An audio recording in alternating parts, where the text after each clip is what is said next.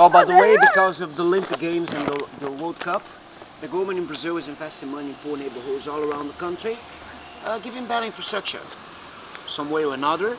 In this favela, they invested 175 million reals. Okay, of course, they spent 20 million. The rest of the money disappeared in corruption. Brazil is the second country in corruption in the whole world. First one is Congo. Brazil is number 2 in corruption. It's like 40 billion reals disappear every year. The ones they can count, because this money could be used socially somehow. Okay, but somehow they made this, and I'm not here to complain about this. Okay, what they made in this favela? They made a big hospital. They made a big hospital. There's no doctor. Don't go, please. They made a footbridge. They painted some houses, and as Obama was coming, as a coincidence, they decided to open a road for Obama to drive by. This is the road they're gonna walk. Okay, so this road, of course, there was a myriad of houses. They have to destroy all those houses to open the road.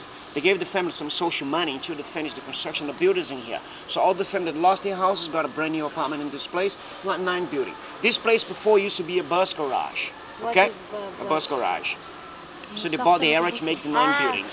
Okay? Well, I'm not here exactly to complain about this, because this is good. But let me tell you one thing. It's not a favela of 490 families. It's a favela of 160,000 people. So or you do for everybody, or you don't do any shit. Right. Besides, if you don't want to do for everybody, at least you do this deep inside the favela. People still live in shackle houses, you know, houses covered by plastic. But that's going to be too far from the main road to be seen.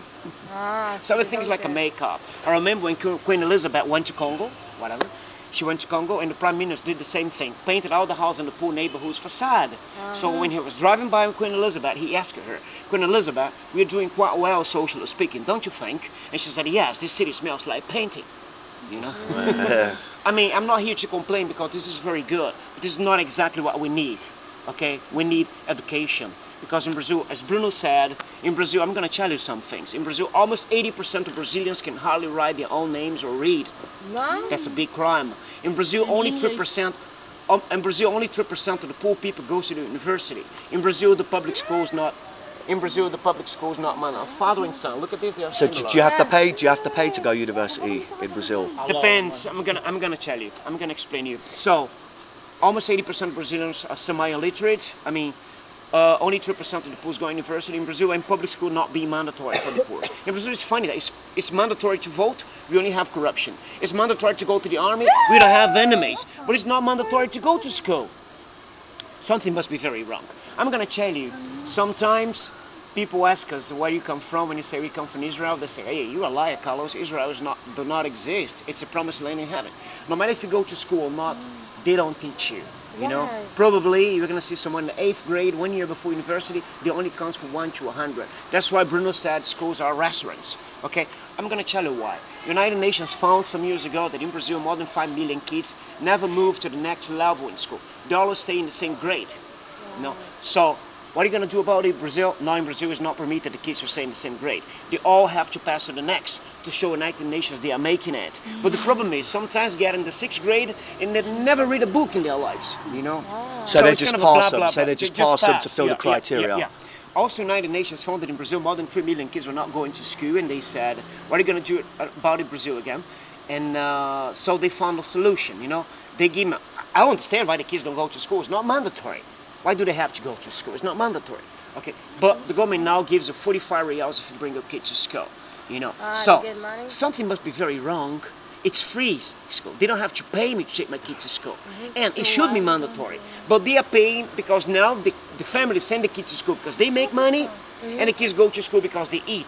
And for United Nations, okay, all the kids are back. But the quality of education is the same shit. We compare a kid in the 8th grade in the public to a kid in the 2nd and the private. And the reason why the poor people don't go to university, of course, I want to be an architect myself. You know, I never failed at school. I'm intelligent. I learned 5 languages by myself at home. I was 12 years old. Okay? Wow, good. But let me tell you, but I want to be an architect somehow. So I made a test for a public university, but they want to make sure the poor people don't go to university. So the test for the public, which is the free one, is extremely hard.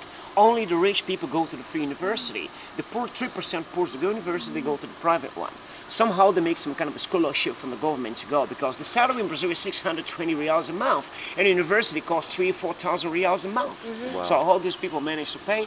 They make like some kind of they have some, the government pays for them. In some situations they have to pay back the government in the end of the study. So nobody takes risk. It's so banalized. It's so banalized that even there's not only bad things in favelas, there are also very good things, you know. But if you ask the kids here, what do you want to do after school? They're going to say, I want to be a football player. Because they see Neymar, which was a miserable boy making 4 million reals a month. 99.9% of the football players from Brazil came from favela places. So as the school doesn't pay, football pays. Football is the only chance for me to upgrade. But they forget that football is a lottery. Yeah. Few people have the same or chance. Or a Valley Funk DJ. Yeah, they have you know, footballers and they forget that the future is in school, you know. I mean, if I ask the people, you think you progressed? They're going to say, yes, I progressed. But there's a big confusion between infrastructure and progress. Progress is only about education. There's something different kind of progress, you know. What about my kid in school? What is he going to be in the future? By the way, in Brazil, after 15 years old, they quit school. Because they say, well, why do I have to stay here if I'm not going to be a doctor, a lawyer, an engineer, an architect? I'm going to work as an office boy. At least I have a salary. I can have a girlfriend. I can impress the girlfriend and buy a nice 12 shocks, Nike shoes. You know, so why do I have to go to school if I've got no future? You know, that's one of the biggest crime. I'm talking about this to make you understand why we have so many social gaps in Brazil. 80% of Brazilians can hardly write their names or read. So these people, even in their jobs, if they don't upgrade to become a manager, they got no chance because they don't know how to write properly. Yeah. You know? So do like people in the favela get jobs like in high positions outside, or is it just a small percentage? No way. You know, Get it. just a small. Most of the people are cleaners. So basically, there's no opportunities for people in the favelas. I used to say if you open your mouth and you say, "I live in a favela," they say we don't have jobs. Yeah. No, really? there's no it's place. that class war again. We had this like a thing on television. 2 people, one white and one black. Yeah. Okay, and it's not about the skin color. It's about where you live. It's The white about lives in a favela, class and the war, black class lives in war. a normal neighborhood. And the black went to look for a job, and they said, "Okay, where you It's live? got less chance. I live in Ipanema, so it's fine. We have a space for you.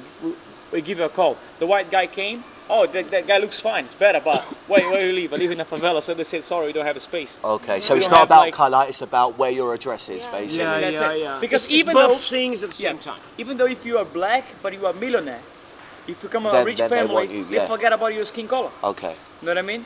okay, I think it's Do all with around the the world. address where you live, that what makes the difference. okay. Well, guys, let me make you understand better. I gave my family the first black and white television second-hand in 1986. My family, we used to hang the television on the window so my neighbors could watch it. Nobody had television, stereo, fridge.